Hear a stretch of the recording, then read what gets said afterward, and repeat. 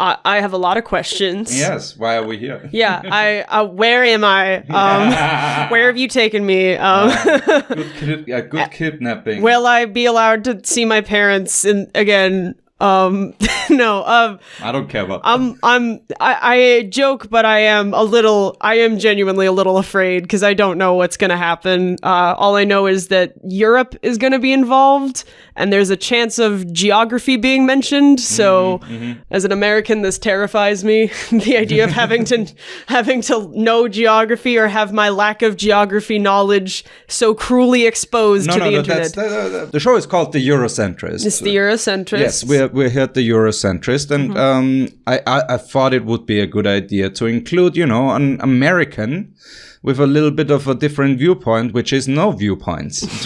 I just discovered that where Europe was. You yesterday. are as blank of a slate as your skin color. Teach me, Austria, Daddy. You.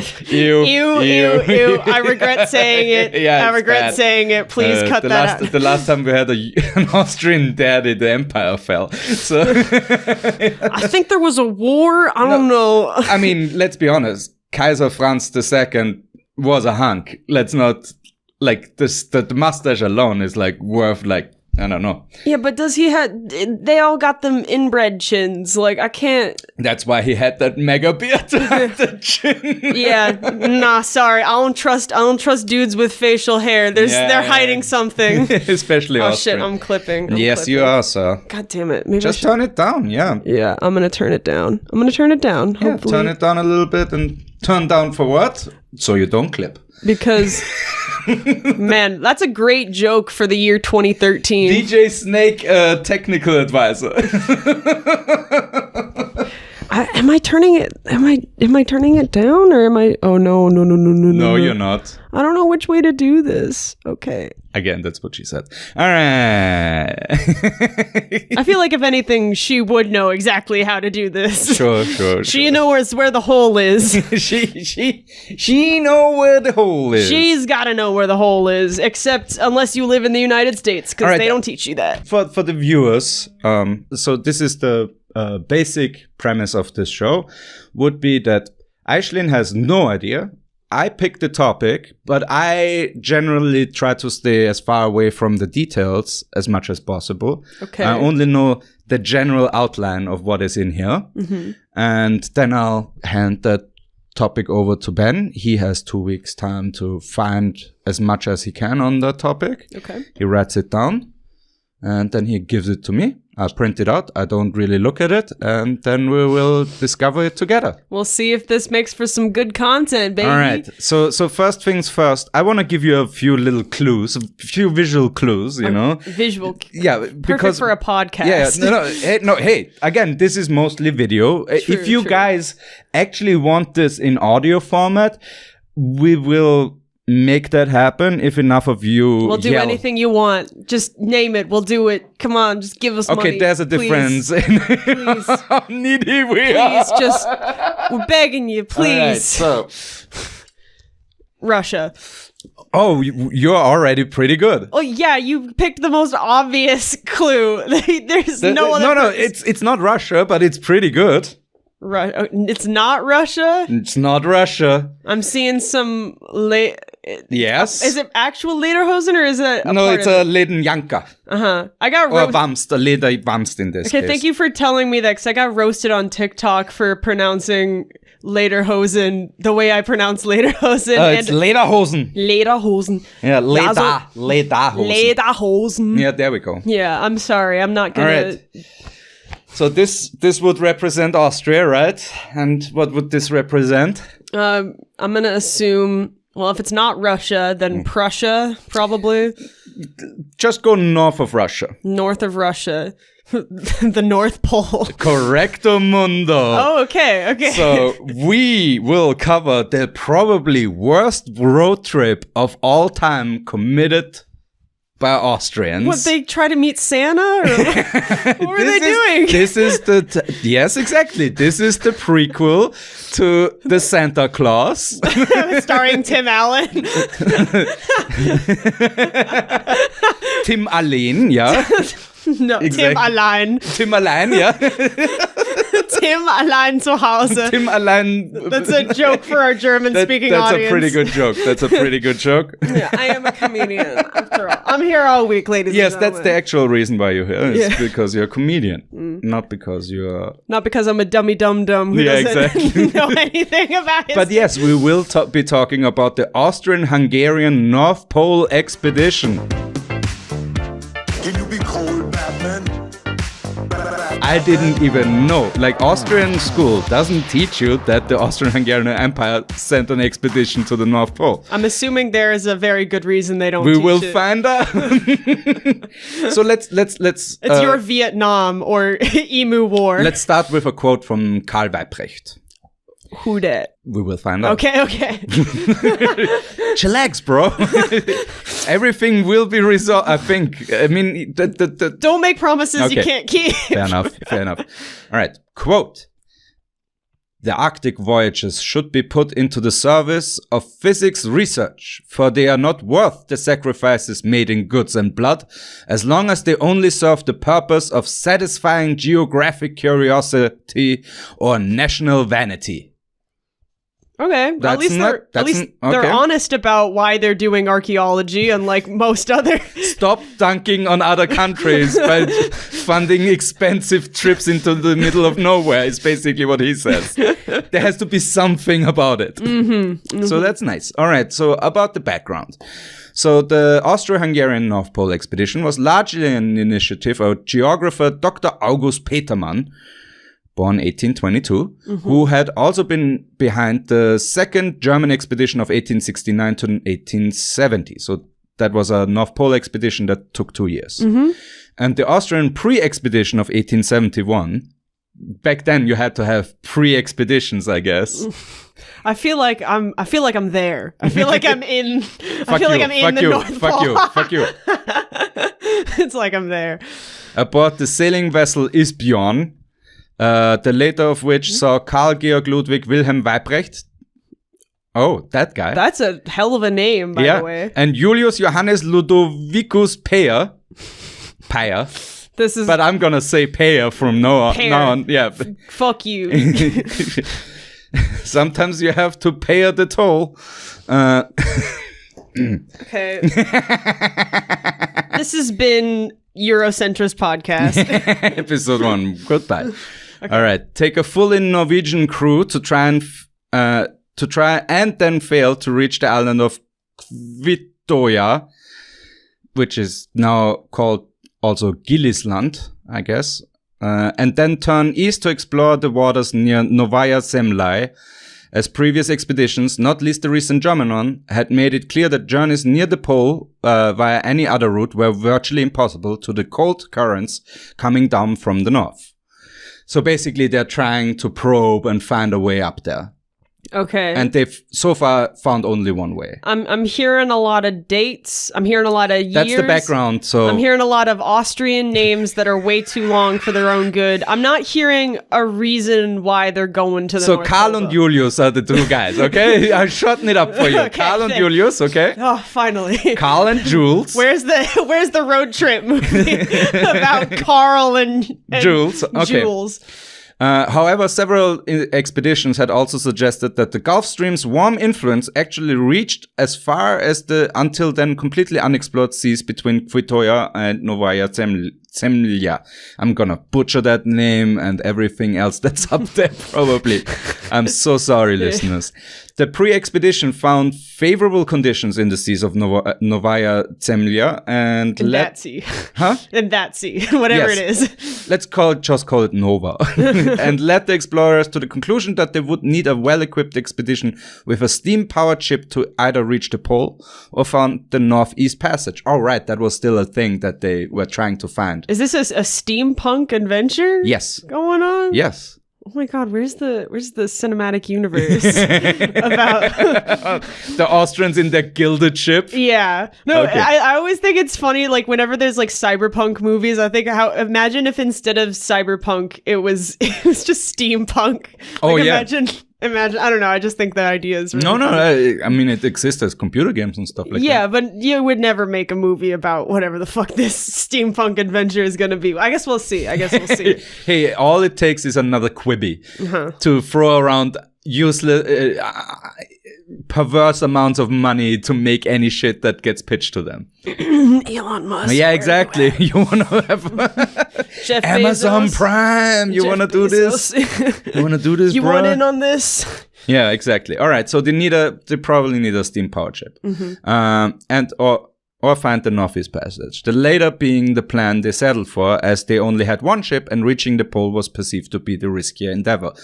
So they're like, let's do the easy one first. That's also very Austrian. So it's just like, let's. Because God forbid you want to take risks on your way to the North Pole. And that they would hire an Austro-Hungarian crew for the proper expedition, as Weibrecht was, that's Karl. Okay. As Karl was dissatisfied with the Norwegian one. Well, what did Norway do? I want to know the beef. We'll see. Unlike many at the time, they remained fully unconvinced of the existence of an open polar sea. The main purpose of the expedition, chiefly sponsored by Count Johann Nepomuk Wilczek. I swear to God, you're just naming the streets of the city that we live in. That is true. Like, as far as I'm concerned, these aren't real people. This is just a geography test. This is just paper towns. No, these are the turn by turn navigations from Google Maps. But you're on the expedition to the North Pole. Man. All right, so the main purpose of the expedition chiefly sponsored by Count Johann Nepomuk Wilczek, lay in geographical discovery, as well as further scientific research, including magnetic and meteorological studies, examination of the northern lights, and bringing back zoological collections. On their way, they were to mark their journey by erecting stone cairns and leaving messages describing their route. If the ship were lost, they were to try and make their way to the Siberian coast on boats and row inland on one of the many rivers until they found their way back to civilization. They leave like a scavenger? So they have an exit plan as well. They're like Hansel and Gretel, just leaving like breadcrumbs. Again, Germans and Austrians. Man. Hänsel und Gretel gingen zum Nordpol. Dort war es kalt und ach so bitter kalt. Maybe I should have stayed in America. Yeah, fair enough.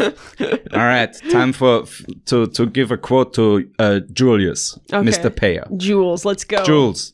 It is not ambition or a sense of adventure where one should seek the motives for such painstaking endeavors. The appeal of the extraordinary is weakened by repetition. Aside from the wish to serve science by taking a step beyond those of our predecessors, we were also driven by the duty to fulfill the hopes we ourselves had stirred. Do you remember the guy from Up? The old grumpy old guy. That's who Jules is in my mind's eye. You cannot convince me that he's adventure is out there, motherfucker. We're going to meet Santa Claus. That's who fucking Jules is. All right, let's come to the expedition proper. The Austro-Hungarian North Pole expedition started from Bremerhaven on June 13th, 1872. That's a real place. Led by Schiffsleutnant. That's equivalent to a captain, basically. Karl. So Karl is the captain. Captain Karl. Captain Karl. Nice. Good for him. He comes from Michelstadt, Hessen. So he's Hessian. Okay. Commander of the ship and Oberleutnant Payer. So Ludwig and Karl are also the captain and co-captain of the ship. Okay. Because and Payer was also later knighted for the achievements in the expedition. Good for him. So he is technically Ritter von Payer. Yeah. Good on you. Yeah. He's a pay knight. No. Pay for one night, stay for a week. Or however long the expedition was. The Ritter Ludwig Payer Hotel. I don't like this. So Payer is from Bohemia. Okay. In So they were Bohemia. also to be the leader of the land journeys on the screw steamer.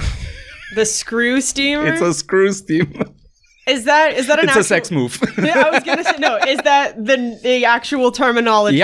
Yep, because it uses a screw instead of a propeller, because screws were easier to make originally, I think. That was that's one of the hot. reasons. That's hot. And steamer, because it's from Cleveland. Boo! Oh, shit, I've never been to Cleveland, so I don't... Neither have I. I just- just know the sex move. I just assume that everything in Ohio is as boring as all the jokes. I just take everything at face value that you say about Ohio. That's it. Putting the O in Ohio. That's where. It's a good movie. Okay, I'd never heard of this movie. Yeah, with Danny DeVito in the main role. Oh shit. Yeah, he Okay. plays like a player. a pay. A payer. Yeah, he is playing a payer. I'm All right, so they are on a screw steamer.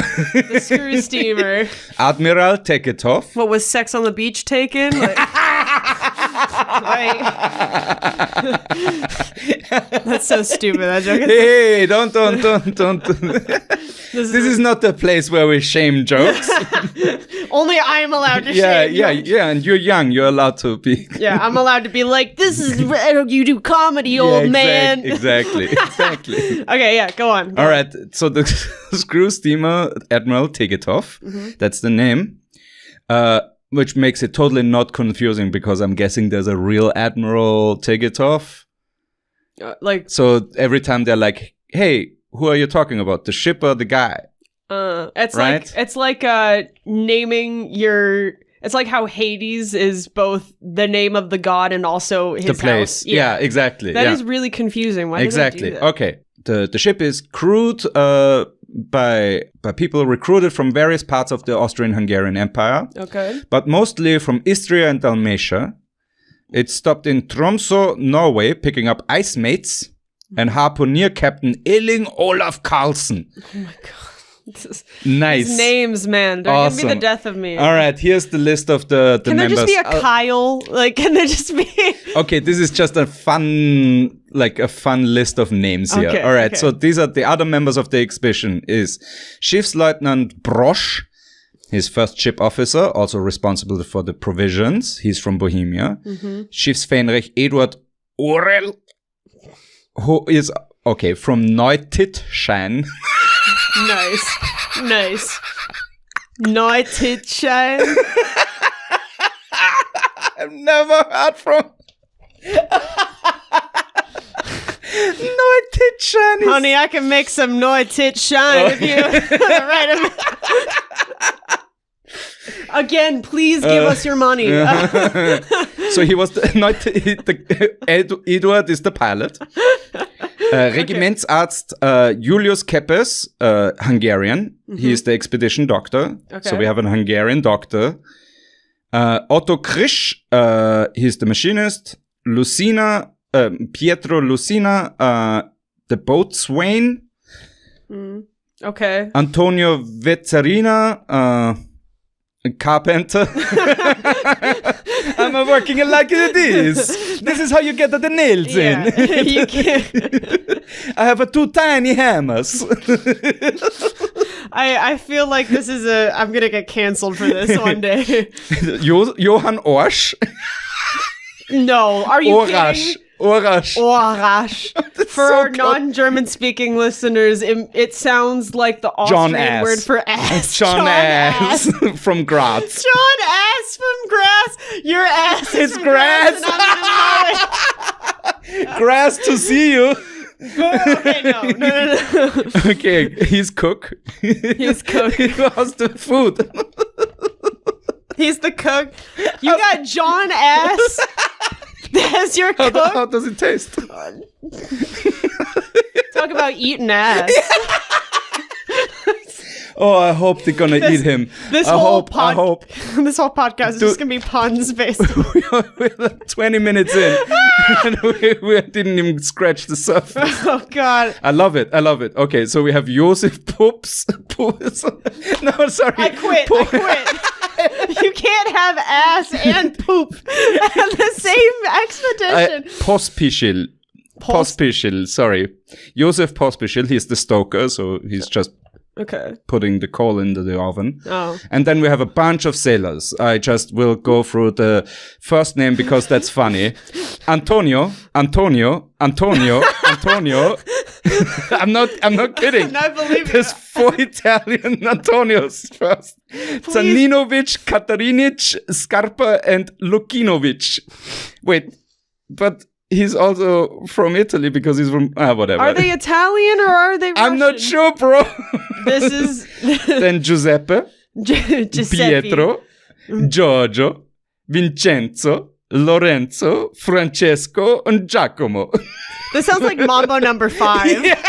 The male edition. Yeah, a little bit of Giuseppe in my life, a little bit of Tony on my side, no. A little bit of gabagool, all I need. A little bit of ass, Wash. and poops. All right, so they're going up north. So they went to Norway, and then from Norway they continued their journey. Okay. By August 21st, the ship was trapped in the ice north of Novaya Zemlya and drifted with it aimlessly through the ocean for over a year. A year? Over a year. What the fuck were they doing? They're just being chilling. packed in ice and drifting, bro. Bro. Need for Speed. This is the Need for Speed sequel. But it's so much worse because at least they were on North vacation. Pole Drift.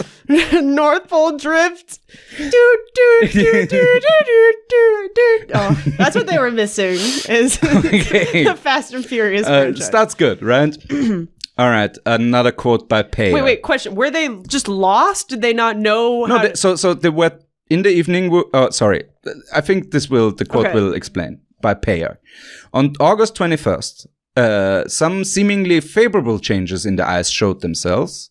We streamed further north until dismal weather towards our goal over 2,000 miles away. But how vain was all hope. In the evening, we were trapped by the ice. Trapped for the period of 2 long years. Dismally, barren of all hope, the former lay before us, and our fate seemed fulfilled. To be no longer explorers, but the passengers of a flow. This seems like damage control. This reads a lot like we done fucked up. We didn't accidentally drive this boat into ice because we didn't, pay attention or listen to the Italians. How did they survive for 2 years? Dude, you had a ton of goods on an expedition like that if it was properly staffed. I guess. You had a ton of canned foods, or something is pickled, or something is, brined, or freeze-dried. Well, not freeze-dried, but dried. Yeah, gotcha. Yeah. So there's some way to preserve food for that long. Yeah. Especially if you go up north where it's cold anyways. I guess I'm picturing. And you can always catch fish. Yeah, I guess that's fair. That's true. Okay. Yeah. It's just I'm imagining a much smaller, like they're just taking a dinghy boat all the way up to Again, like a pedal boat. It's a screw steamer. It's a screw steamer. And those are big. Steamy. That's a big ship because it has to have a steam engine in it. Yeah, no, that makes more sense. Yeah, it's a big boy. Yeah. All right. Then from his colleague, Carl's quote here. I had anchored the ship at a large flow, fully knowing that it would be trapped. Wait, I totally knew that was going to happen, guys. I did it on purpose. Yeah. Wait. I got this anchor tattoo just because. Oh, wow. Okay. Partly, I could not make the decision to lose the 15 miles, luckily won under such adverse conditions that year. On the other hand, all the ice around us consisted of drift ice shattered into such small pieces that I was certain the next eastern wind would open it all up. But instead of the eastern winds, there came western breezes. The latter brought a lot of snow with them, which together with the quickly falling temperatures cemented the ice ice together. Okay. Until September 9th, there was no change. The ice lay tightly closed. There was no water to be seen in any direction.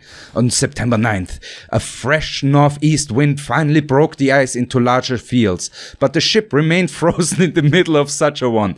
All efforts with steam and strength of arms to work it free to an opening in the ice were fruitless due to the latest uneven makeup. Even though at one place we were at best 500 paces away from the ice field's edge, our movement was entirely dependent on the wind. Mm-hmm.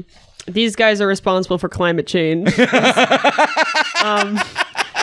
Screw the Koch brothers. Screw BP. These guys. It's Carl and Jules. Carl and Jules.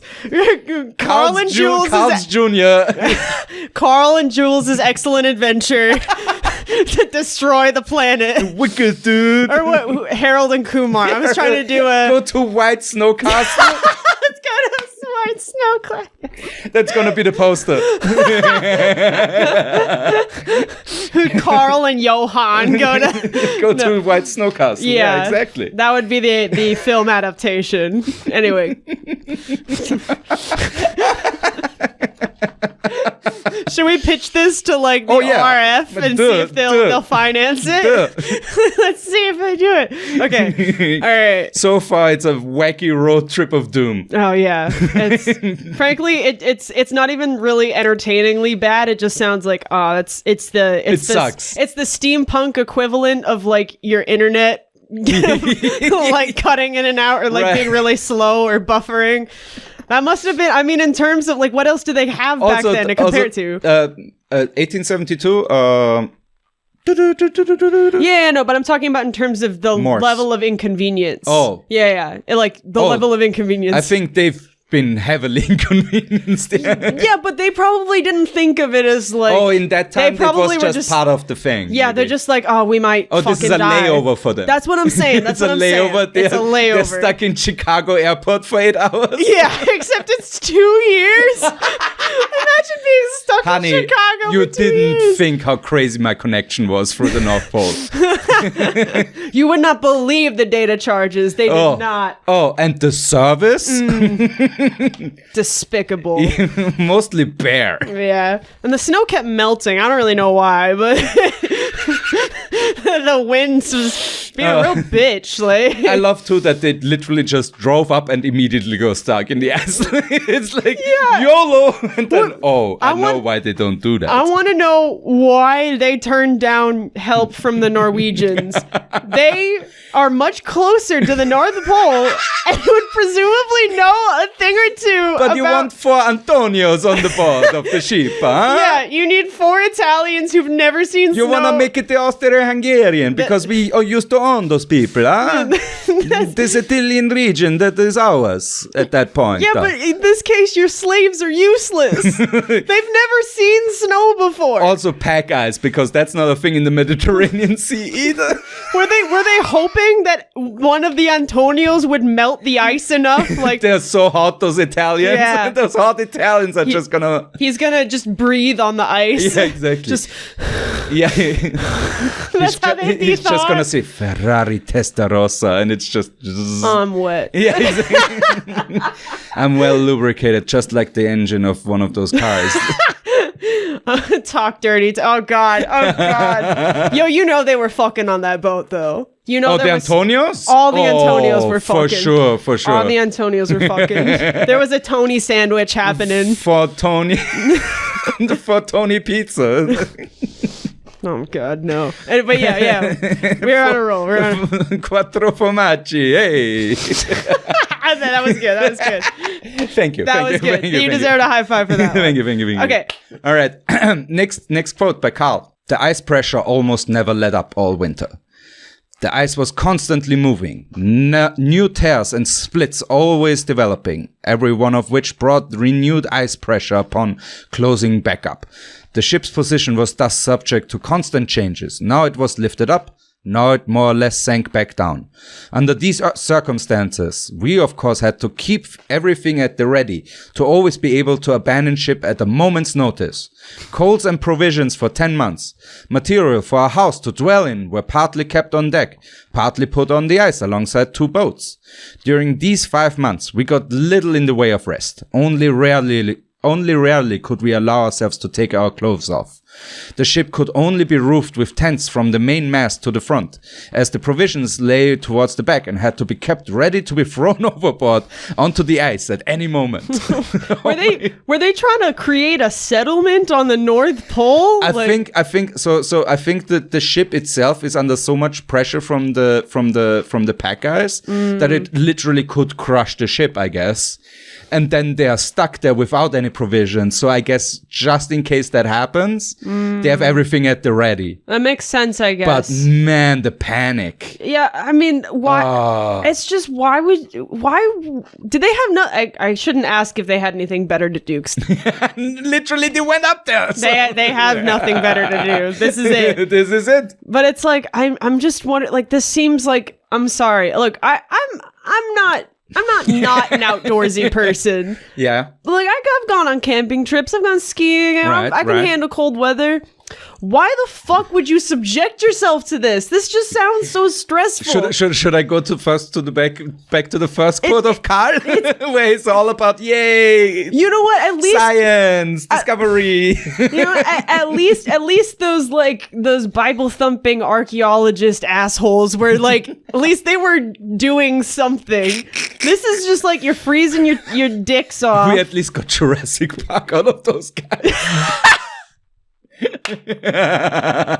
least got the worst Indiana Jones movie out of it. What did we get out of those guys? Exactly. Happy Feet? Yeah, we're getting the ORF TV show. Right, Carl and Johan. I think his name should be Johan instead. Julian. I know. Julius. Yeah, Julius. Yeah. But I think for the adaptation, sure. We have to change his name. Yeah, his name sucks. We have to give him a worse name to make it funny. Okay. All right, next to ass and poop. Ass and poop, my favorite characters. Okay, the crew worked tirelessly during the warmer months of 1873 to free the ship, but to no avail. Despite eventually getting the bow completely free, according to Weibrecht, there was simply no way to break through the ice at the back of the ship, even with the explosives they had brought. It being so thick that at 30 feet deep, we were still hitting new layers of ice. Holy shit. While Peer speaks of ice, almost 40 feet thick. So they're thinking it's like really like frozen solid all the way down. Man. Yeah. If only I knew what that was like to imagine ice going that deep. If only there was like a thing that didn't happen to our planet right now that made that impossible. If only Carl and Jules weren't fucking destroying the environment for the sake of science. What are the discoveries? We will see. There's a conclusion to the end of this, so we'll see. All right. Drifting ever more to the northwest led the expedition on August 30th, 1873 to discover, instead of the sought-after northeast passage, a group of islands they dubbed Franz Josef Land. Okay, I know that name. Yeah, see, so they found a few islands up there, and they're like, these are clearly Franz Josef Island. Because Kaiser Franz Josef, I guess. I love the tradition of just naming whatever shit you find after like the royal family. Either yourself or the royals. Yeah, exactly. Yeah. So that's why we have 15 Victorias. Yeah, so many Victorias. Like everything is hers now. And I don't like they couldn't come up with like a. You know what? I'm almost glad that the internet exists now to where you can't have like all the same. You have to be like Victoria 1 or Victoria 2. That's what they should have done with the islands. Ah, man. I'm just okay. So yeah, that would have been cool. But so were these islands any good? No, they're dog shit islands. Okay. Yeah. All right. As is, I'm talking about Franz Josef. By the way. I don't give a shit about Victoria's Islands. Oh yeah. Also, whatever. All right. Pay up. Julius, as is well known, the actual goal of the Austro-Hungarian North Pole expedition was the Northeast Passage, and by no means the exploration of a piece of land to the northeast of Spitzbergen and Gillisland, despite the results of the previous expedition clearly indicating its presence. All right? All right, cool So story. somebody already saw the islands, I guess, from further away. No fear, I got dibs. Yeah, exactly. I'm calling dibs on the island. but like, what's again? I'm not seeing. They have not explained why dibs are being called. No, they're just for scientific purposes. But I haven't. We'll see. Yeah, We'll see. I'm waiting for this. This just sounds like colonization with extra steps. But just even worse because at least those places had water. This is pretty fun. That was not solid. Pair continues. But the expedition of 1872 to 1874 found the not sought for country and missed the sought for passage. Okay. At the same time, we hereby confess that our plan for finding the Northeast Passage was built on several false assumptions. The unusually high latitude of 78 degrees 45 longitude, which the previous expedition had reached on the open sea between Spitzbergen and Novaya Zemlya, and the continuously favorable reports of the Norwegian Novaya Zemlya travelers concerning the navigability of the previously so disreputable Kara Sea, were the foundations on which the plan of the Austrian endeavor was built. So somebody told a story about how it would be possible that maybe something up there would be possible, and they're like, this is enough info for us to fund a whole expedition. Shut up and take my money. Yeah, exactly. This is like... Don't tell me any more information that might dissuade me from doing this. It's just, it seems like they just didn't have anything better to do. They YOLO'd it. They completely YOLO'd it. They YOLO'd it and they refused to take the advice of the neighbors of the North Pole, apparently. I want to understand why. Belief in an open polar sea had always been completely foreign to it, but the nautical side of the expedition was extinguished under the influence of the unfavorable summer of 1872, only a few weeks after crossing the ice limit and an infinite distance from the final destination of the projected passage. So they found ice and they're like, wait, if it's further up north, it's definitely still gonna be ice. So this is a bad idea. Hey, guess what? The North Pole is gonna have a lot of ice. I love that they are like, no, it's gonna be open, right? Guess what? More ice. Fucking science. Yeah. I can't believe it. I can't. Day 15. Ice. That's this is where Arnold Schwarzenegger got all his... Let's kick some ice. Yeah, he would be perfect in this movie. He channeled the spirit of his forefathers, of his Austrian forefathers, into his role in the iconic movie Batman and Robin. Or was it Batman and Robin or a different? Yes, Batman and Robin, okay. yes. Okay, yeah. Everybody chill. Actually, I will On say... the boat, everybody chill. I'll say this, it would be so much more entertaining if all of the dudes talked like Arnold Schwarzenegger does. On the boat. Yeah, get on the boat. But the expedition of 1872. Okay, you're going into Werner Herzog a little bit. Oh, yeah. Insert German-sounding man. Good voice. fortune, which for the longest time offered for the most dismal readings. Yeah, so it sounds like they weren't even getting any scientific discoveries. Used force to keep us from fulfilling our plan, and after years of hardships saved us from the bitter disappointment that lies in returning home without success. Wow, these guys really wanted to get away from their wives so bad. I'm going on a camping trip with the boys in the North Pole. Yeah, this is a very gay boat. Yeah, this is Brokeback Mountain. Again, it's the screw steamer. The screw steamer, baby. If that's a straight steamer, I don't know. I feel like of all of the ships, all the maritime creations, steamboats have got to be the gayest of all It's of them. It's pretty up there, yeah. What's the straightest one, do you think? What's the straightest maritime vehicle? Speedboat. Yes, you're so right. They absolutely trying to get in and out as fast as possible. Unnecessarily fast. Unnecessarily fast. No not technique. not a pleasure for Anyone anybody. can do it. Yep. James Bond movies are a lot less sexy without them. Yeah. Now I just am picturing, like, yeah, James Bond has never washed his hands while fingering a lady. Oh, he definitely goes raw every time. Exactly. This man has never used a condom. Or lube. He's a jackhammer guy. That's James Bond. Okay, anyway, we need to go I mean, he's drilling them for information, so that makes sense. Okay. Sorry, screw steaming them. You should be sorry. Screw steaming them for info. All right. With the Tegetov remaining trapped, Peyer used this time to explore the newly discovered land a bit, naming the first island he set foot on Wilczek Island after the main sponsor. Okay. With Weibrecht staying on the ship. This island was sponsored by Raid Shadow Legends. Basically, yeah. By Skillshare. Yeah. Welcome to Skillshare Island. Yeah, sorry. The sponsor? Sponsors? Beats Island. Beats by Dre Island.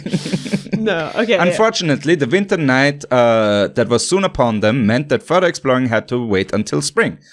Because it's dark all the time. That is, if they were lucky and the ship wouldn't drift away again. Wait, they had an anchor. Why are they drifting away? You're in pack ice. If the pack ice moves, you move with it.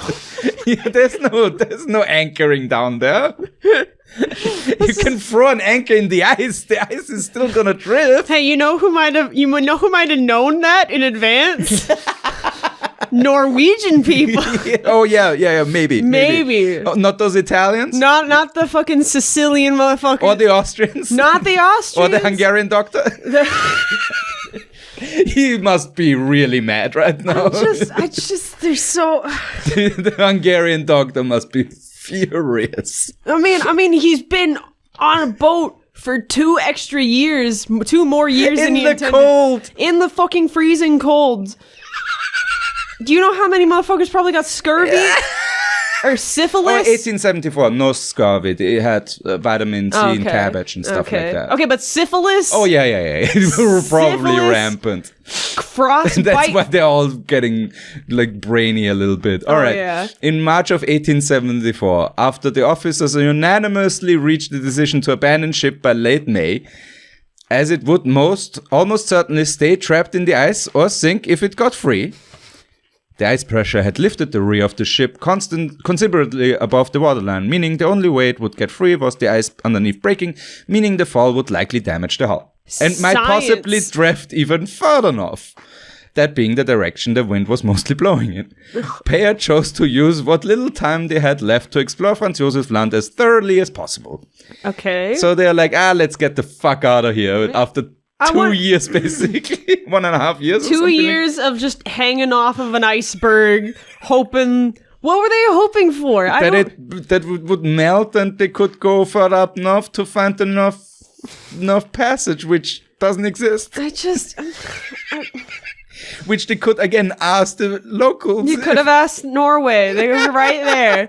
They're probably standing on the iceberg, like, hey. You can't drive here. There's a Jurgensen or something like that. It's you go in the wrong direction. Then you get those, like the hey, dumb fuck, this way. So, please, enlighten me. What did they explore in Franz Josef? Quote from Peyer. Okay. In the meantime, extensive sled trips were to lead to the exploration of the land. Sled trips? Yes, sled trips. That's actually fun. Yeah, exactly. Their success, however, depended solely on coincidence. For should the ship drift away before the travelers returned, they would be exposed and the crew remaining on board severely weakened for the return journey.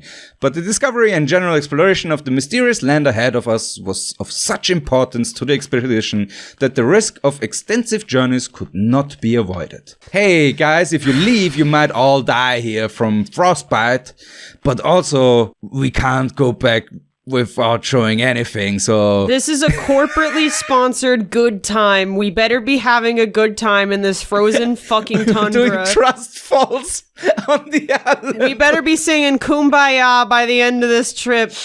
Otherwise, Squill's chair is gonna be real mad at us. Whoever Witchek or whatever his name was. Oh no, the next sentence is already so horrible. Oh, wait. It's getting worse. It's getting so significant. Okay, go.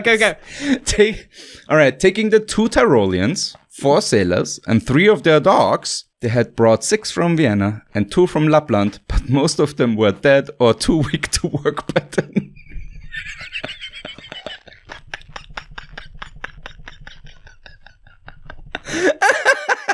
I didn't think this episode. Episode 1 of the Eurocentrist podcast. Dead dogs. Oh no. I knew that there was no way that these motherfuckers could survive.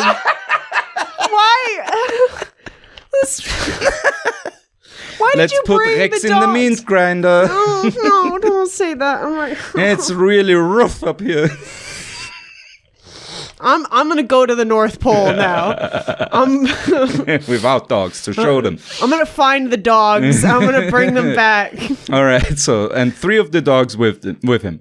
Peyer used a big. Can I just say this is the saddest dog movie I've ever read the screenplay of. Imagine Marley the and first me. time they show up, they're already half dead. No. Instead of focusing on Tony number 1, 2, 3, and 4, we just it's all told from the perspective of the dogs. It's like what's the name of the dog that would like wait for their owner to come back to the train station? the Japanese dog, Yeah. that one? Oh, I forgot his name, but You know what I'm talking about, yeah. Yeah, no, super cute. Again, you could totally make You could do. We don't need Carl and Jules that go to White Get Castle. those motherfuckers out of here, yeah. Yeah, This is 101 Dalmatians, but minus 97. Oh, God. Because of exposure. Ooh, well, I imagine like an Ice Queen Cruella DeVille. Not bad. I like it. Disney Studios? Yeah, after your disastrous... Do you want to sponsor our podcast? You want to sponsor a trip to the North Pole? I don't want their money, because we're gonna do some later on. I hope to dig into the... yes. Let's read Disney for Filth. This is... Oh, yeah. No. Disney This is an Disney and the Nazis. There's a lot to be explored We there. only disrespect Disney in this house. Yes, exactly. This is no Disney adults allowed. Especially after you've done bought Star Wars just to have it. Yeah, it's just no Disney allowed in this house. I want to go back to the dead dogs. Let's go back to the dead dogs. They need to be avenged. All right, so they take 3 of their dogs with him. Peyer used a big sled to start properly exploring Franz Josef Land on March 10th. After returning on March 16th, second officer Eduard Aurel joined them on a second journey starting on the 24th. So they took like a week of exploring, a week off, then exploring again. What were they going to do in that week off? I don't know. Just not die, I guess. I figured they'd have enough waiting after having been on that boat for 2 fucking years. In between, they had to bury Moravian mechanic and machinist Otto Krisch. The only member of the expedition to die. Wait, Succumbed only one person died? so far. Well, he said the only person to die on the mission. I'm hoping this statement stays true for the rest of this. I was gonna say I would be surprised if more people do not die. Yeah, I would be genuinely shocked. but it would be also very Austrian for them to be just super fucking lucky in the worst moment ever. Why? How is that Austrian to be lucky? Oh, to put yourself into an unwinnable situation only to then come out of it lucky and stronger somehow. This is white culture. You know how, you know how people always say, like, they Not always for say, Otto Krisch. the sacrifices have to be made. No, it's like the stereotype of white people. They need to like climb mountains in order to feel alive because we're not oppressed enough in society. Yeah. This is where it like comes from. 100% of wingsuit deaths are white people for sure. 100% of it, like of Mount Everest deaths. Never look up wingsuit accidents. It's not a fun time. Noted. Yeah. In between, they had to bury Moravian mechanic and machinist Otto Krisch, the only member of the expedition to die, after he had finally succumbed to the pulmonary tuberculosis. Hey, sorry, and scurvy! I fucking knew it, bitch! He had long been suffering from on March 16th, so he died on March 16th. I'm not a complete dum-dum. So they came back from the trip, and on that day, Otto is like, bye, deuces. I'm out of y'all. He just wanted to get the update from the tour and then died. Wait, you didn't find anything on Karl Franz Josef? No, I almost feel like this is like an Epstein situation where he just died of tuberculosis. We don't want to know what was found on Franz Josef's island. Right. Yeah. You know, we never know. The Italians are not gonna talk. We keep it quiet here. they what happens on Franz Josef's island stays on Franz Josef Island. It doesn't help that they also speak Italian, so they're not gonna know what the fuck that means. I don't even know how the intercommunication between those people is like. Yeah, that's a good fucking question. All right. It's not a good idea. None of this is a good idea. Where's the science? I'm waiting for the science. They just did a few joyrides on that island. They just Tokyo drifted their way around the North Pole, and they didn't even find Santa. This is a waste of time and money. You would have had more time. You would have made better use of your time in the North Pole if you actually had colonized it. You know what? I almost wish they had colonized it. Wish they had said hi to their neighbors, the Norwegians. I'm just a Norway stan this podcast, apparently. All right. They made their way north to further explore the archipelago. On April 12th, Peja, Orel, and the sailor Zaninovic, the rest of the team having stayed behind due to provisions and times running short, finally reached the northernmost point of Franz Josef Land and indeed all of Eurasia. Okay. So that's pretty cool, I guess. Cool. Not worth poor Krisch to dive over, but and his dogs. Yeah. Wow, we found a really tall mountain. No, not tall. Just the northernmost point of Eurasia. You found the tip. Yeah. Give me something else. This is not enough. And it's on Franz Josef Land. I mean... Which led them to wrongly believe to have broken the then almost 50-year-old record of British explorer James Clark Ross, unaware that the same had already been broken by American explorer Charles Francis Hall in 1871, as Hall's expedition hadn't yet returned when they set out on their own. So they didn't even wait for the results of the other guys. They just were like, no, we have to go now. What is this? The space race? Like lame space race. This is the lamest space race I've. Again, what? And it's not even cocaine. What was the point of all this? of this snow, and you can't even sniff it. Unless you want to die like Otto, what's his name? Otto Krisch. Yeah. You're Krished out. You're Krished out? Oh, that's good. I like that. I'm going to start saying that. All right, Peja again. Of sublime beauty was this distant world. From a hill one looked over the dark sea with the pearls of its icebergs. Heavy clouds hung over it, through which glowing rays of sunlight pierced, down onto the flashing waters, then closely above the sun a second but duller sun, and on a seemingly tremendous height the ice mountains of Crown Prince Rudolf Land came in rosy clarity through the flowing mists. David Attenborough, is that you? Did you write this? No, he plagiarized Peja. No, but this is like you're trying to get a word count on your essay. Peja's really stretching it out. He's really stretching it out. He's chewing the hell out of that non-existent scenery. I'm done with this motherfucker. All right. Naming the location Cape Fliegeli after Austrian cartographer August von Fliegeli. That's the worst name. Fliegeli. I'd be embarrassed to have that name. Fliegeli. Fuck you. You can't have an island if your name is Fliegeli. That's not a real name, okay? That triggers my Fliegeli fight response. This is my giggly response. I hear it and it's like Manchurian Candidate style. Someone has to die. All right. Someone's got to get Kirsch or whatever. So they named it after him. And the island, it was on Rudolph Island after the then not yet suicided crown prince. Okay, well that's a legacy to leave behind. Yep. They took the 300 kilometer journey back to the ship. Holy shit, 300? So Graz, Vienna. Oh shit. Yeah. Wait, how did they do it again? Sorry. On the sled. With the nearly dead dogs.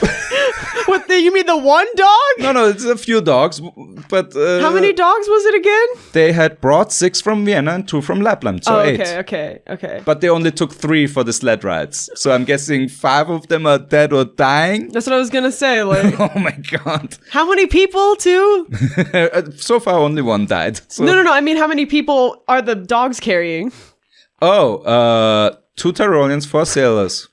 Oh, that's so it. 6 people. 6 people. That's okay, still, that's pushing it, but yeah. that's like you're on a Ryanair flight, and yeah, more pushing than pulling at that point. Yeah, basically. All right, they took the 300 kilometer journey back to the ship.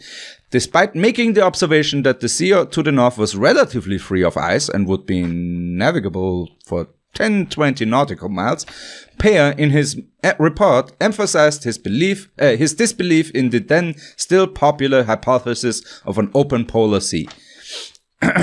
Quoting again from Peyer. Okay, wait, so this is sort of related, but kind of not really. They're trying to find an open sea up there. They're trying to find a passageway. Yes, where you could... Just like Chris Columbus is trying to find India by going all the way around. Yeah, and they are trying to go over it to end up on the other side so they could do easy trade with the United States. Gotcha. Okay. Or Canada in this case. At least they have a reason for doing this now, because I swear to God, I've just been like... I think it's mostly about shipping, yeah. I mean, at least if they were just honest about that. It's literally FedEx. This is just pretentious garbage. I'd rather you just kill some indigenous people. For your FedEx package to arrive 2 days earlier? We get Jeff Bezos to do that for us now. All right. Okay. Peyer. But the testimony of 1 single hour does not hold against the objection of so many experiences and evidence to the contrary. There's no bigger danger for the serious continuation of polar exploration than lightly made remarks. They led to thousandfold confusion, support rotten hypotheses anew. And, worst of all, they mean severe embarrassments and fates for trusting successors. Well, so don't lie on your shit. Don't embellish it. Otherwise, people will will call you out on your bullshit, like we're doing right now. Peyer. Yeah, Peyer, you fucking you fleecing ass motherfucker. You I don't know who's. I think Weibrecht so far is worse. The 2 of them. Yeah, but I hate the way that Peyer speaks. Like I hate the way he writes. I mean, this is 150 years ago, and he's a knight, so you know. Yeah, but I still hate his speech pattern should be also. It's translated into English. You know, don't forget that. I understand that. Yeah. I still hate him. Fair enough. No, that you were very allowed to do that. All right. The journey back to the ship proved arduous. At one point, they found the previously frozen sea now open before them and had to look for a way around for 2 days through heavy snowstorms. A few days after a short third journey and Peyer's final return to the Tegetthoff on May 20th, the expedition finally abandoned ship to try and make their way back south. Taking 3 sleds and as many boats, 2 17-feeters and 1 15.5-feeter. So those are pretty big ships. Did they leave their original steamboat back up there? It's still packed in ice. And even, as it said previously, because one side is so far up on the ice, when the ice collapses, it might just fall down and split in half anyways. Oh, shit. So that boat is probably fucked. That boat is definitely fucked. That ship is fucked, so they are switching to boats now. And sleds, apparently, because those are the 2 things that go together when you're doing it. Yep, sledding and boating. Did skiing exist yet? Yes, yeah. They could have just turned it into a grand old time with the boys, like a little bit of cross-country skiing. Cross-country skiing, dog sledding. I mean, you don't have many of them left, So you're gonna have to improvise. That's like that scene from Monsters Inc. where he's like skiing down at the very end. Yeah. Didn't they have to, or was it a sled? I don't know. That's one of the two with the abominable snow monster. Yeah. I know things. Yeah. You're not the one that needs to know things. I'm the one that needs to know. So they're taking the boats. They're taking 3 sleds, and the boats are laden mostly with food: pemmican, conserved meat, Erbswurst. Okay. Oh no, Erbswurst is apparently industrially produced tablets that could be turned into pea soup by boiling in water. Oh, that's like the 1800s equivalent of those like Jello foods from the 1950s or something. Or those. That sounds so gross. Like a Maggi, like those soup cubes that you have nowadays. Like those OXO cubes. Yeah, but it's instead is for pea soup, and also industrially produced in that time period is not something that makes me trust it. No. Industrially produced means you will die. You will die eating it. Or it has human in it. Yeah, Soylent Green, motherfucker. Yeah, Erbswurst. That's basically, it's a euphemism for the same thing. Yeah. All right, then flour, bread, chocolate. Okay. And spirit for cooking. All their food was made with love. Yeah. That's what you need. That's what they really needed this whole time. I cannot leave unmentioned of what inestimable value the eating chocolate gifted to the expedition by Mr. Kluge in Prague was to us. Man, the real expedition was the friends we made along the way. And other bare necessities like weapons and ammunition. Should bring a gun. Everything else other than the journals and zoological collection had to be left behind. The men only carrying their clothes on their bodies and 1 blanket each for sleeping. They basically just became refugees. Like, this isn't really... This is how you get wet refugees. This is a terrible time to be making this joke. Jesus Christ. This isn't even... Somehow it's Russia's fault. In this case, they definitely the bad guys is Russian. I'm imagining that all of the dudes on that boat were dressed exactly like you are now. T-shirt with it. That's why I brought all of this. I thought this is probably what they looked like. That's probably exactly what they looked like. My grandmother's hat, my grandfather's leather jacket. Yeah, Grandpa Ludwig, or I don't know, or Hedwig, I don't know, Grandma Ursula or something. I know things. Do I know things? Let's find out. Does he know things? Quote from Carl. Carl, my man, my boy. On the evening of May 20th, we left the ship. Oh, 420. No, that's April 20th. Sorry. Wait. 520. Oh, yeah. You're off by a month. Yeah. On this evening of May 20th, we left the ship. The track was so bad from the very beginning that half the crew was barely enough to get 1 boat or 1 sled moving. That way, we had to cross every bit of way 5 times.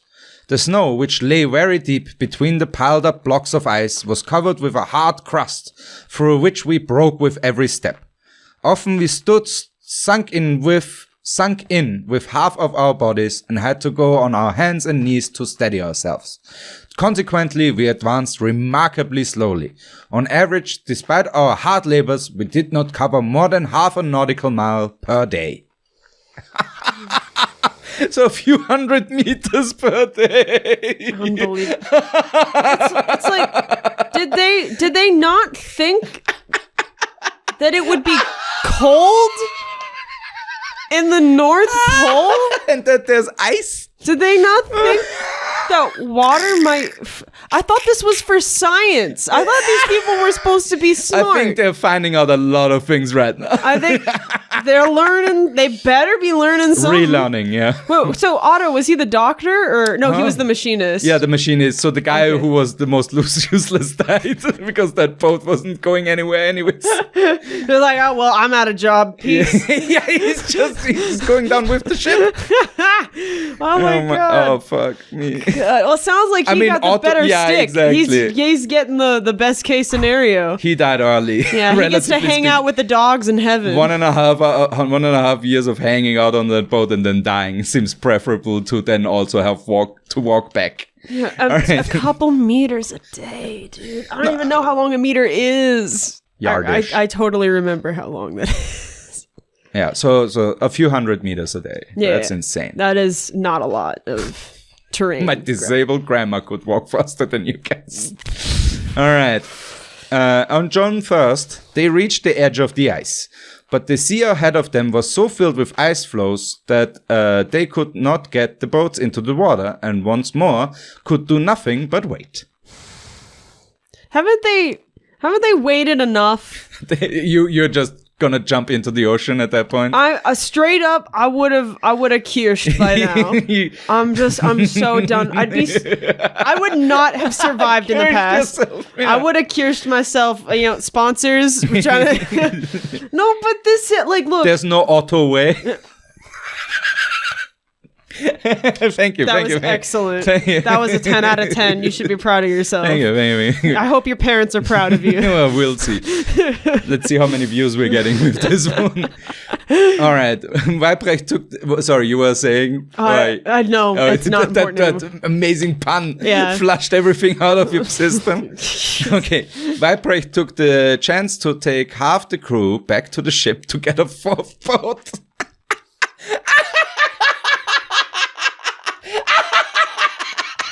I wouldn't come home. Boys. Hey, you want to go back to the ship? I would just not come home at that point. This is a failure. This is embarrassing. This is extremely embarrassing. You know what we forgot? One of the extra boats. Dude, I think we left some Man, so we dum-dums. We left some industrial pea soup aboard. Oh, we could really use that. I didn't know that happened. That's so funny. They're gonna go back? And it's half the crew too. So a lot of the Italians are just porco dio.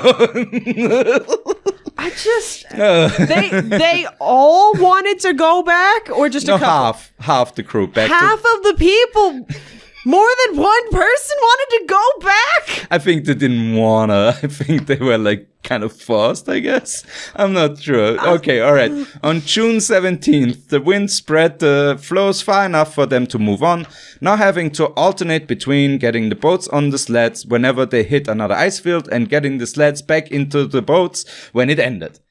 Oh, it's over. Okay. With both the ice fields and the openings between them being mostly small. Often they had to stop for days to wait for the ice to change. Meanwhile, the wind was continuously blowing the ice and them with it back north. So that on July 15th... How many times do we have to teach you, old man? That's the wind at these motherfuckers. How do they not know? I'm so upset. This is making me irrationally angry. All right, the next Fuck sentence. you, Carl. Fuck you, Jules. You guys... I think you have to listen to this next sentence. Meanwhile, the wind was continuously blowing the ice and them with it back north, so that on July 15th, they were back at a small island that they had first reached on May 29th, and from which they could actually see the ship. Do they get their ship back? No, they came up so far north through being pushed on the ice that they basically ended up where they started.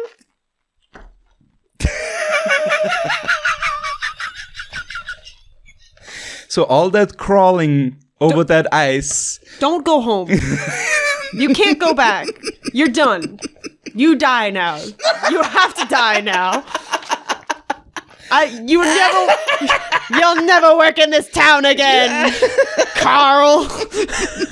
Carl, you'll never work in this town again. And it floats up again. They're so slow. They're slower than ice drifting north. All right. I'm so angry and I'm so sad. Oh, the eyes. I wish they had a camera with them because that would have been the perfect picture of them, realizing. Oh, this would have been an epic vlog channel. Oh, hey guys. I'm stuck on that island again. I'm still gonna again live footage. Tune in next week to the Dyatlov Pass where not clickbait.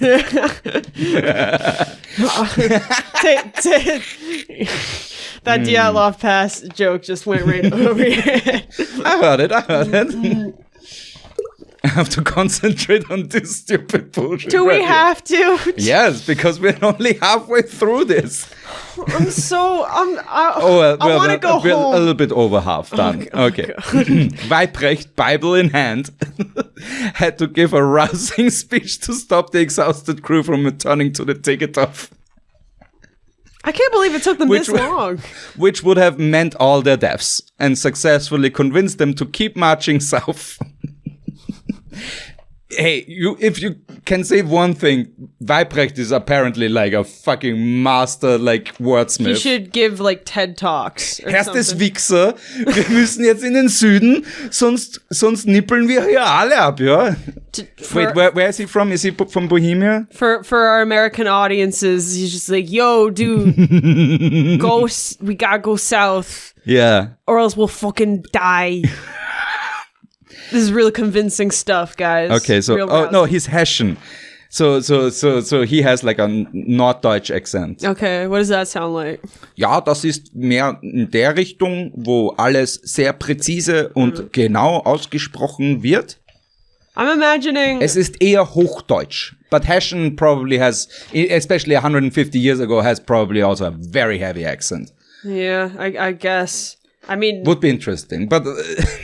Okay, yeah, so okay. He needed the Bible and a rousing speech to get them not to commit basically suicide on that ship. God, I just... Okay. And successfully convinced them to keep marching south. Peyer later captured this dramatic event in his painting Nie zurück, now exhibited at the Museum of Military History in Vienna. Nie zurück, never going back. Yeah. Spider-Man, never going back. That would be great if they adapted this as a Spider-Man adventure. That would be amazing. I'm never going back there. My fucking my webs are useless up here. I can't swing from rock to rock. Could you imagine the rousing speech? With great power comes great responsibility. We have a responsibility to... Why are they there? Why are they still here? I mean, now it's like just weather fucking with them. I would be out. I'd be out. I mean, I would have been out a year ago. I would have been out within the first year. Yeah. We would not have survived in the past. All right. From then on, the journey went a lot better. Accompanied by the wind now often blowing from the north and the ice fields and openings both getting bigger. By August 15th, they reached the open sea, demolishing their sleds. I think that was just to get some emotion out, I think. Yeah, they needed that out of their system. They could have sold those, you know? Yeah. They're like, nah, fuck this shit. Nah, dude, I'm done with sleds. Yeah, it's a form of prison, man. It's the only time I'm accepting this is somebody sleds into my DMs. This has been a nice time. The Eurocentrist podcast. Don't subscribe. Report this video to the police. Aislinn is gonna jump out of the 4th floor window. I'm gonna go to the North Pole. I'll see y'all later. I'll see y'all on the North Pole. Solo. Okay. All right. All right. So, demolishing the sleds, and by the next day, could already see Novaya Zemlya again. Making their way further south, making my way downtown, walking. Sorry. Naturally stopping to celebrate Emperor Franz Josef's birthday on August 18th. Oh, good for him. As you do. At least someone's having a good time on this trip. At least Franz Josef knows that people on this trip are celebrating his birthday. At least someone's having a good time. Whee! They named a land after me. Whee! How old was he? Do we know? Do we have this information? 18. When was this whole thing? Sorry. It was probably like his 30s. 1870 something. So he must have been in his 50s, I think, at that point. Okay. 40s, 50s, somewhere in there. It's a little less charming now, but at least someone is. Oh, for his reign, this is basically the middle part. Yeah. Because he ruled for so long. That's what I'm saying. Okay. That's what I'm saying. It's less charming because it's like, oh. Right. Oh, it's not old. It's not old timey. Yeah, he's just you know what I mean. It's just He's nothing. He's just the middle manager you hate. Yeah, he's just Kendall from Succession, basically. Okay. Yeah, I've been watching too much of the show. You make the reference, not I. Yeah. Smart. Okay. Making their way further south, naturally stopping to celebrate Emperor Franz Josef's birthday on August 18th, as you do, by staying a night on land. And after several stormy days in which they had to constantly scoop water out of the boats. Thank God they're on land now, finally. They finally encountered some Russian fishers and paid Fyodor Voronin, captain of the schooner Nikolai, 1,200 rubles and gave him 3 of their boats and 2 Lefoche rifles. Mm-hmm. So those are some pretty good rifles, actually. Okay. To take them to Vardø, Norway, where they arrived on September 3rd. Did they just get fleeced? They absolutely got fleeced by the sound of it. Okay, I want 1,200 rubles in payment. But also, give me all your boats. And also, I want those guns you have over there so you can't defend yourself. You know what this reminds me of? This is like the Ayn Rand level of capitalism, where it's like an exchange was made, but you very clearly took advantage of some really downtrodden people right now. Would be a shame if something happened to your boat on the way back home. Okay, yeah, so it sounds like they got swindled a bit. Just a little bit. Just a little bit. I don't know how much 1,200 rubles were back then, but I'm assuming that's basically all the money they had. Post-production, Paul, can we find out? Can we get we will do a We can see how much see how badly they got fucked in that deal. How badly they got Zuckerberg in that deal. Still better than freezing to death up there. So, I think at that point you're like, fine. No, I would have much rather frozen up there at this point. This is the worst road trip movie I've ever heard in my life. That's what the title of the episode was at the beginning. Well done. This is the worst road trip ever. All right. Okay. We name checked it now. So that he takes all of that stuff and he brings them to Vardø, Norway, where they arrived on September 3rd, and from where they made their journey back home via ship and train, being celebrated by masses of people at every stop along the way, and most of all in Vienna, where they arrived on September 25th. Neue Freie Presse. September 26, 1874. The streets were as if sown with people. The windows of every house were densely populated, and from everywhere shouts and the waving of handkerchiefs greeted them. In some places, the pushing and shoving that developed was truly life-threatening. Oh my god, more people are dying.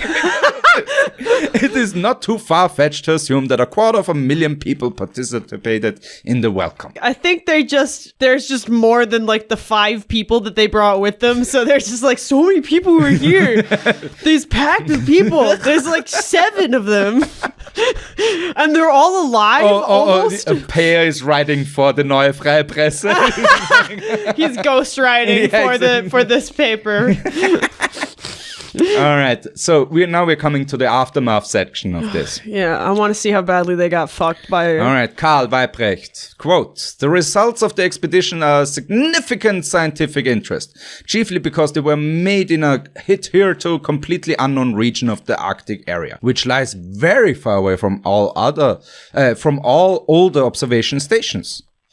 Aside from the discovery and partial exploration of a large area of land, we chiefly have to mention the 2-year-long meteorological observations." Fucking bitching cold again. Legit. What observations? Please. No.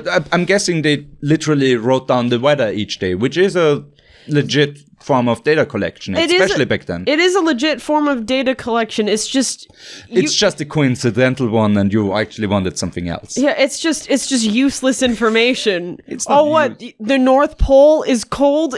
No shit. Like What do you think was gonna happen? For the time back then, yes, it would have been useless. I agree with you there.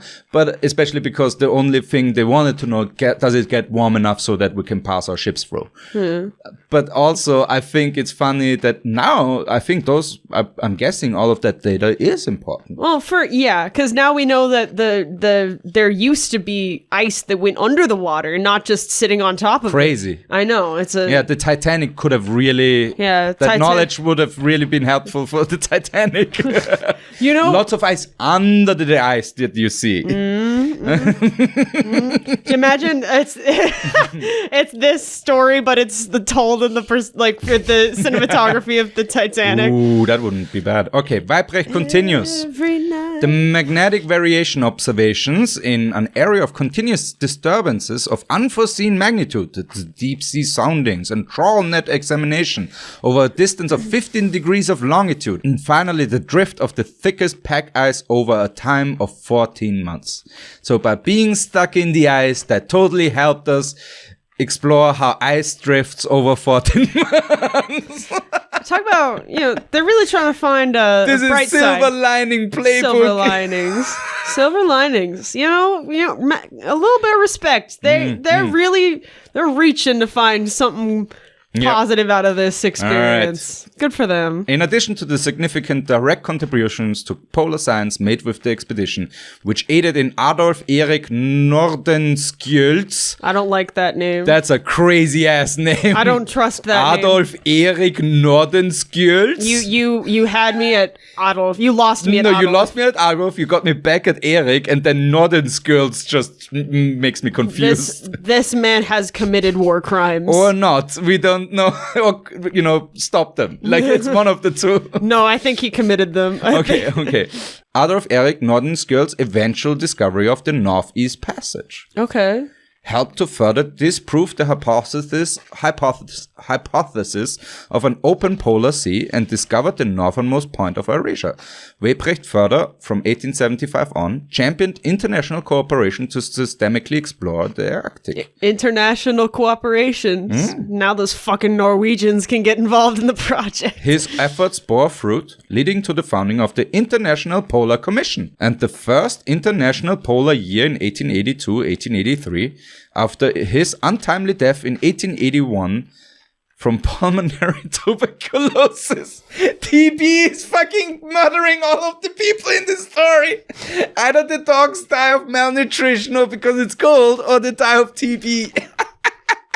There are no other diseases. I love that a cough could just kill you back then. And they still decided to go to the fucking coldest place on Earth. It shows you how stupid and or ballsy people were back then. No, I think it's just they needed to feel alive. Oh yeah. They had a little taste of industrialization, and they're like, nope, I need to. I need to find the last piece of cocoon of the earth that hasn't been stepped on yet. Yeah, and I need to step on it a lot. Now I'm opening up a Wendy's. And I'm gonna sled down it with my 3 malnourished dogs. The International Polar Years marked a turn in polar exploration from the sports-like races of yore to the worldwide scientific cooperation Weibrecht had hoped and fought for. Okay, wow. Good for him. The most recent one was held from 2007 to 2009. Okay. So, not that long ago. Nice. That was literally over 10 years ago. It's in the global context. That's not that long ago. I was a baby back then. That's a long-ass time. All right. Numerous streets in Austria, such as the Peiergasse and the Weibrechtgasse in Otterkring, and the Julius-Peiergasse in Donaustadt, the Peiergasse and Weibrechtgasse in Mödling, the Weibrechtgasse in Krischgasse. Hey, Krischgasse! Hey, Krisch! Bitch died and came back in Wiener Neustadt. Talk about a resurrection. And the Peyer-Weibrechtstraße in Graz, as well as the Weger-Peyer-Weibrecht-Kaserne in Penzing. So a whole fucking military complex is named after them. Did they just run out of royal family members? Yeah. These are the guys you're going to name your streets after? Were named in honor of the expedition.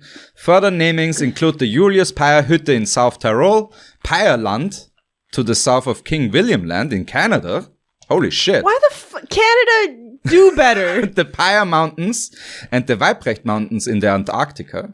Okay. And more. Eduard Strauss. Antarctica, that's the opposite of where they went. It's not even close. Eduard Strauss composed the Weibrecht Pire March in 1875. Okay. I'm gonna listen to that. Yeah, one. what does that sound like? We gotta find out. Yeah. We'll play it.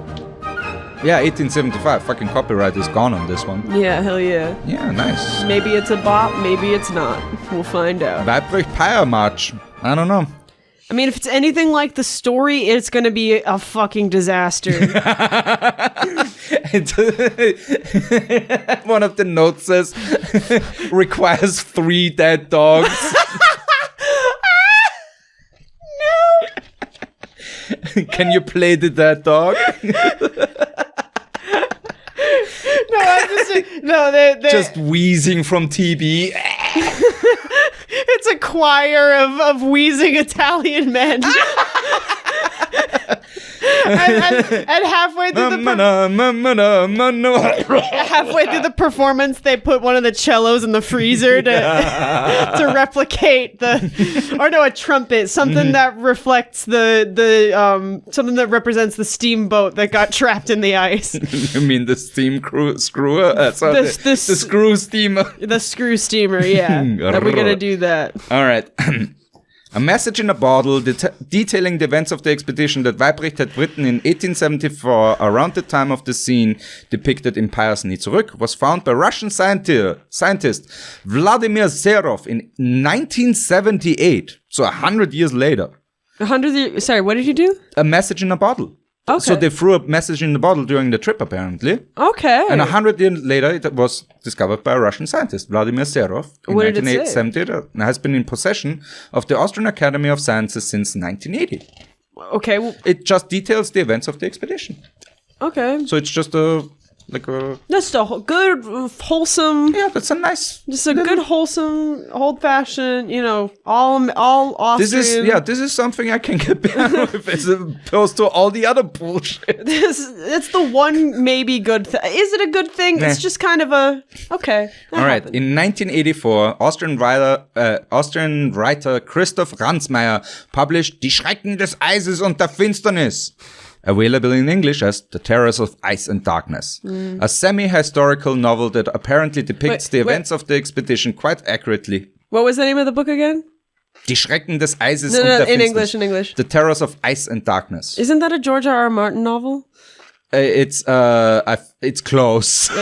That was the joke I was making. But it's 1984, so who copied from whom here? A Song of Ice and Fire. That was the joke I was trying to make. forgot. But No, because I forgot the title. Yeah. It just was in my head.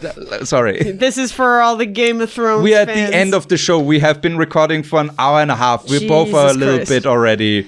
We're off. We're about as haggard as these motherfuckers on the on the expedition. This was a fucking I feel- torturous tour. I feel like no. Imagine you go on that expedition and like 200 years later, 2 internet assholes are just roasting you to For filth. floating up north again. Yeah, for just reading your whole existence for filth. Now I know what that music should have been.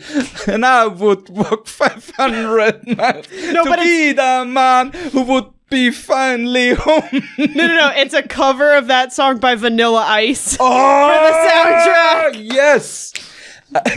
Hollywood, Ice, give us ice, money. baby. Exactly. Awesome. We'll get every ICE affiliated person. We'll get Idina Menzel of Frozen fame to soundtrack it. She'll be the Beyonce of this, I don't know, of this production. Because Lord knows it needs something because fucking Carl. You're cold as ice. Carl's not going to be enough to carry this. Maybe if he's played by Ice-T, but we don't know. All right. Here's a passage that Ben, our researcher, found from the book, and he translated it and included it in here. I quote, "The sails are heavy from the cold rain. Occasionally, snow falls in wet, large flakes. Under the low, moving clouds, the distinction between day and night is halted. The horizon blurs in wisps of fog and a grey, endless brightness. The Tegetov stomps through the sea, which is growing rough and violent. The torrents have never been like this. The breakers now rolling towards the bark schooner turn every deck watchkeeping into agony. The Tyrolean hunters alternate getting seasick and can barely stand up anymore. They take care of and encourage each other. The coastal waters of Novaya Zemlya will be calmer. We are going to see beautiful mountains. That's what Lieutenant Peyer promised. When the peaks of the waves finally flatten and the wind no longer tears through the crests and ridges, a cold sets in that freezes the rigging, the yards and masts, the network of shrouds. A framework of sails shimmering like mother of pearl. A work of art made of ice, from which glassy icicles break loose, even in the gentlest seas and gusts, to shatter on the deck planks. The clinking is driving the dogs mad. Damn. There's no joke there. That's some cold shit. That is Fuck me. That is some bleak ass. Oh, That's and also actually- like the beauty of This it is too. I was gonna say this is amazingly written. Like this is like Well Jack done. London. Well done, Christoph Ramsmeyer. Thank you, well done. Christoph, for your contribution. Yeah. If you want to, Christoph, you want to be on the podcast? Oh, we're more than happy with. Yeah, Christoph, Sure. come talk to us. This was cool. Let us know how you doing. Because by the sounds of that, you're not doing well. I got like a cold shower with the neck. Oh. I'm sure they did too. Uh-huh. I'm sorry, that was so stupid. That was cold. All right. Cold as ice. In 2003, the documentary drama Die Eisfalle, Die Arktische Odyssee der Tegetthoff, written by Elisabeth Guggenberger and directed by Helmut Voitel, was shown on Dreisat. Helmut Voitel was shown on Dreisat. So Okay. there's a movie-esque thing out It's there. not going to be as good as Also, ours. 2003, it's gonna look like dog shit because Oh, they're gonna absolutely. use a lot of CGI, and then it's in 2003, so it's gonna look bad. It's going to look bad, and they definitely haven't restored it because who the fuck is going to restore this movie to its proper form? Oh yeah. Oh yeah. All right. Today, Vienna's Museum of Military History documents the expedition in some detail, including model ships, photographies, many of Peyer's paintings, the only paintings of a polar expedition created by the painter himself. Yeah, but Vienna has museums for everything. That's true. They're Most notably, the aforementioned Nie zurück und Die Schlange, a long roll of glued together papers Peyer wrote about his life shortly before his death. Wait, repeat That's the name of the title. What? The snake, Die Schlange. No, I heard Yeah. the other bit. Oh, a long roll of glued together papers Peyer wrote about his life shortly before his death. Well, at least he's, honest about what it is. It's like, is that the tagline of the book? Like, or is that just, or is that like an editorial from the No, researcher? I think he never gave it a title, so they just call it Die Schlange because it's like a snake, a roll of papers, or like a snake. I see. I'm guessing that's the thing. Okay. All I right. thought that was like the tagline of the book. I love that Ben calls the next segment Other Fun Facts. Fun As if, for the whole exactly. The murder and mayhem before, and the fucking just. The dead dogs, because that was real fun. All right. Hey, here's something we asked ourselves. Italian was the lingua franca on board. So everybody was talking Italiano. Oh, hey. I'm Austrian, but I'm talking like this. See, this That's is how, amazing. just imagine everyone talked exactly like how Paul is talking right now with this. No wonder the dogs died. What? Because all that noise. their drives dog, them mad, yeah. the frequencies are just too much. Italian dogs. Also, they brought Viennese, and the other okay. one were like Swedish or Norwegian dogs. They brought They didn't- Norwegian. they They didn't didn't bring bring them- Norwegian people, just No, the dogs, dogs. yeah. Just their dogs. The only thing that is useful up there. That's what they thought, apparently. Carl and Julius. Fucking Carl and Julius. I guess, again, it was also probably like a propaganda thing. Like, it's an all Austrian-Hungarian crew. Absolutely. Right. But that's stupid, and people shouldn't do that. It was stupid then, and it's stupid now. So, and really, all of this for not a lot of. It really doesn't seem like it was worth it. I'm sorry, this is not worth it. Certainly not worth naming several streets after these motherfuckers. Oh, wow. Okay. Okay, this is crazy. One of the men, Stieglitz, somehow, Ben excuses himself here. I'm sorry, I couldn't find any more details on this. So Ben tried to research this. One of the men, Stieglitz, somehow managed to shoot a bullet through his entire left forearm, entering at the elbow and exiting through the base of the thumb. So this way, this way, I guess. How do you shoot yourself that way?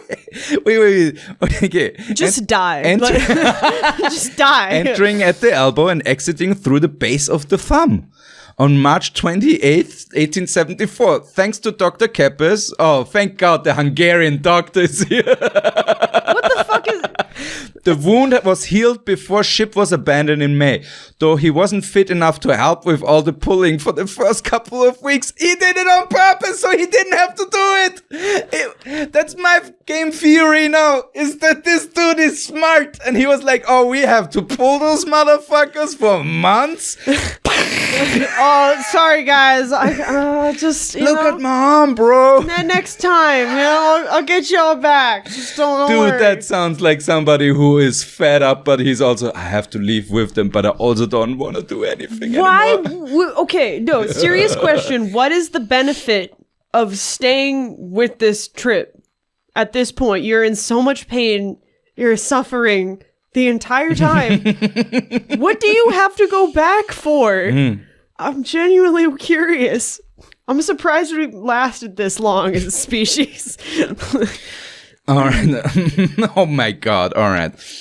According to Weibrecht, several of the men handled the cold so well that during all the time, they never put on their fur clothes. That seems like a fucking brash bullshit. No, that didn't happen. That's a lie. There's no fucking way. Handled the cold so well that during all the time they never Literally put on their fur impossible. clothes. Go fuck yourself. That's so insane. Weibrecht. Go fuck yourself, Carl and Jules. That's not true. You're lying. This is a propaganda. This is a propaganda thing. All right. We are Weibrecht truthers. There are weird contradictions between the original German and English language versions of Payer's report, evident from the first page. Interesting. So between the JSTOR and the archive.org versions, there's apparently... Well, did they... What's the... In the original report, they started with a crew of 24 men before picking up Carlson, while the English report claims they were 24 after he came on board. The latter seems to be true, so probably they are 24 in total. Okay. And the ticket off is 220 tons in the original and 300 tons in the English version. I've stuck to the German version and translated passages myself. All right. Okay. Thank you, Ben. Thank you, Ben. And more more shit. No, because we also have sources. I'm just gonna, the sources are gonna be at the end. Mm-hmm. There's quite some comedy in reading Weibrecht's report versus Payer's. The former makes it all sound like another Tuesday. The later is obviously more of a drama queen. Oh my God. That's why I hate him so much. An example from Weibrecht. With the coming of the first winter, we had 2 cases of scurvy with carpenter Vecherina and sailor Falesich. The former was seriously ill for a longer period and still suffers from contractions of the left leg. The latter always quickly recovered from the fits. Okay. All right. Also Weibrecht, officers and crew did great for the entire duration of our journey, both physically and morally. Payer. Despite this important aid, meaning polar bar. Wait. Can you read it like you're Donnie Darko or something? Despite the go on. Oh yeah, sorry. So yeah, angsty. Yeah, angsty. Despite this important aid, he means the polar bear meat. The health conditions on board left much to be desired in the first winter. Scurvy and lung afflictions appeared in spite of all caution. The former partly as a result of the mental depression caused by our situation. I love also... I'm doing interpretive dance to what you're saying. Also, I love scurvy and lung afflictions. I love... lung afflictions. Why is that so hard to say? Lung afflictions. Lung afflictions. Lung afflictions. Hello, welcome to the ASMR channel. All right. The first polar winter night lasted for 109 days from October 28th to February 16th. The second, 125 days from October 22nd to February 24th, as they had drifted farther north. I forgot. That makes sense. So they got fucked by an additional 16 days. What didn't they get fucked by in this story? Mother Nature fucked them. The Russians fucked them. According to Peyer, during the whole expedition, they shot and ate 67 polar bears. 67 Yep. polar bears. That's a lot of eating. They also That's why they're extinct. They're almost extinct now. they also shot and ate a lot of seals. Luckily, the WWF didn't exist back then. Thanks, Ben. That's actually funny. Oh, the seals. They got stuck here, buddy. Sorry. They are responsible for climate change. I'm Between saying a hard and a rock place. A hard and a rock place? Do you mean a rock and a hard place? Yep, that's what I meant.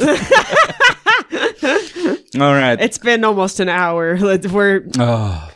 Another fun deep. passage from Die Neue Presse article. Peyer, Weibrecht, Orel, and Brosch are real German blondes. They are joined by the dark-haired Magier Keppes, whose girth seems to have doubled through the Arctic air. So they're fat-shaming the Hungarian. That's not shaming. That's flexing right there. He ate himself out of the misery. All of that polar bear meat. Such a good time up in the Arctic terrain that he actually gained weight while he was fucking dying. Oh yeah, sorry. Right. Didn't Weibrecht say that they didn't put on coats, and then Peyer was like, oh yeah, by the way, lung infections. I wonder if there's something we can do to make sure that we're not there should be sick. a method of So we have a doctor on board? Examining evidence and counter-examining and it. Documenting it. Yes, and writing it down and make it. There should be a system to make where you come to conclusions. I don't know. It's really weird. I am. It's yeah. All right, last two things. Okay. Looking out from Cape Figli. Figli. Looking out from Cape Figli, Peyer thought he saw a large island to the north of Franz Josef Land, which he named Petermannland, but was proven wrong by the Russian expedition 1912 to 1914, shortly before his own death in 1915. So they proved him wrong right before he died. Yeah, just in case you were trying to build a legacy or something. Nope. Yoink. Yoink. Yoink. That's what the Russian says, that's right? What the Russians said when they Yoinkov. No. That's Yoinkovich. what they Yoinkovich. That's actually good. I like that. All right, last bit of trivia. The two camps of the Mars 2013 simulation at the time, the largest Mars mission simulation ever undertaken by a European organization, were named Camp Weibrecht and Camp Peyer. So that's a good outlook. Can they stop naming things after these guys? I'm sick of it. They named a bunch of stuff after those two dudes. Too goddamn many things. Did they not have enough people? Is this all Austria's got? To name?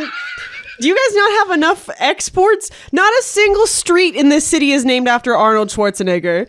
Graz did a thing, I think. Okay, Graz. But not in Vienna. I don't think so. I'm not sure. I don't think so yet. They did name a street after Falco, I think. Yeah. Okay. At least they did him. Yeah. That would be no, that would be literally we wouldn't be a civilized nation if we didn't do that. They're like, oh, thank God, finally we have someone else we can name the streets after. So, Aislinn. That was the story. What did you think? What was it?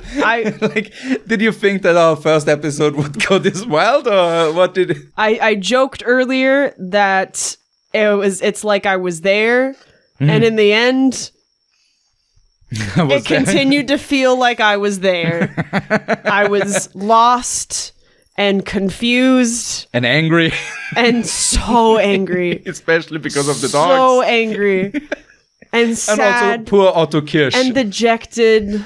And so just fundamentally lost until Carl, my boy Carl, showed up, pulled up with his Bible, and he gave us a rousing speech. We shall not go silently into the night. No, we'll just go silently. We'll just go silently up north for like this will be several. our Independence Day. And then we'll get lost for another 100 days. And then it's dark again. That's just It is amazing. It's amazing, but I'm so, if this were any other time period, I would actually be like genuinely upset. Like if this were any like modern time period, I'm like, you could have used that.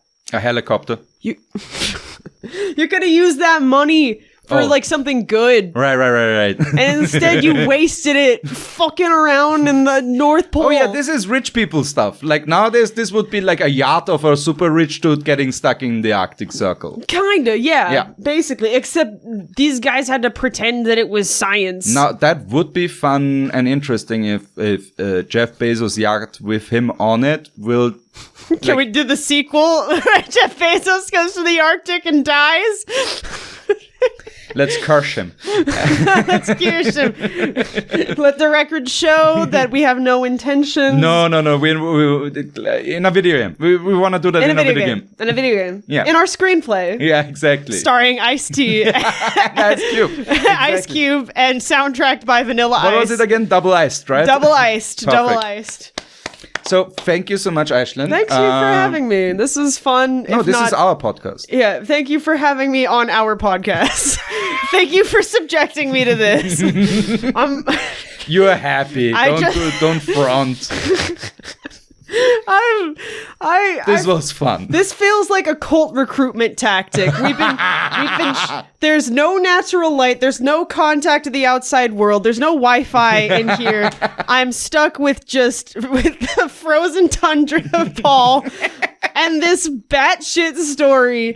I don't know how to question what's real anymore. Like, I can't. You can't wait for the next episode. I guess I have no choice, but no, but I am excited to see what comes next. Yes, this is insane. Yeah, so the Eurocentrist will continue. Yep. We will keep bringing out episodes. Thank you so Yes. much for listening and watching, guys. Come listen. We are available on all the media platforms. Oh, right, the sources. Sorry, I totally forgot the sources. Oh. I forgot the sauce. The sauce at the end. So we have Gotta give them the sauce. archive.org, Wikipedia. That's it. It's just Wikipedia. There's plenty, but then also some other stuff. The Austro-Hungarian North Pole expedition in the years, blah, blah, blah. Do you think they care about where the information comes from? Okay, guys, the source is in the links below in the show notes. If you're You on will find everything. Spotify, fucking go fuck yourself. You don't get to know where any of it's Spotify from. doesn't do show notes? I don't know. I actually don't know that. Maybe they do, but We won't be on Spotify okay. for the foreseeable future. Okay. At least. No, because this is YouTube first. Yeah, okay. Welcome to Spit It. Whatever. Yeah, whatever.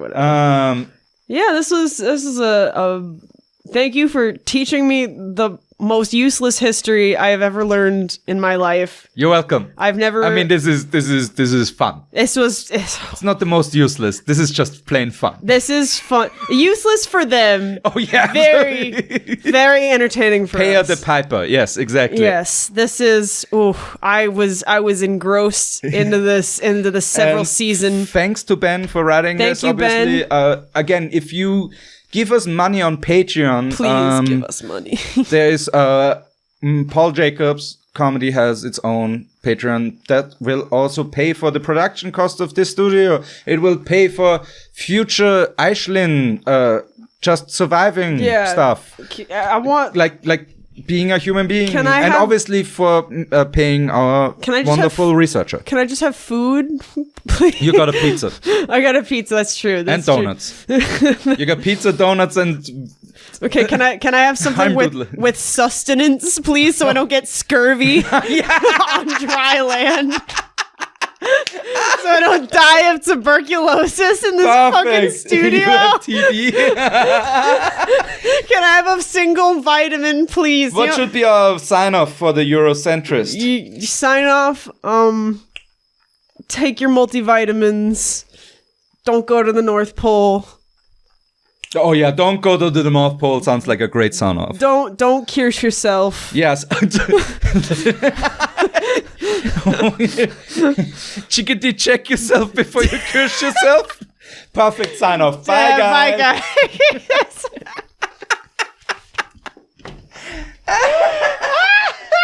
That was great. Excellent.